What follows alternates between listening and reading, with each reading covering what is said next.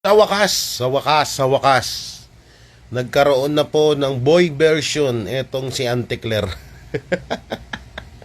Ay, nako. Attorney, ba't kaya ganito yung ibang mga attorney, no? Ito pa naman isa sa mga pangarap ko dati, tapos ganito. Nakakalungkot lang dito kasi yung mga kabataan na gusto nilang maging abogado, tapos makakita sila ng mga ganitong abogado na alam mo namang mga bayaran at mga ob-ob. Pero mo, ito na naman siya, oh. Oh, has been version into becoming a witness by Marcos Force but counter precious by Duterte Force. Ay, nako. Jesus. Puta na. Pangalan pala nito, Jesus. Jesus Palsis. Tik na, magbago ka ng pangalan mo, hindi bagay.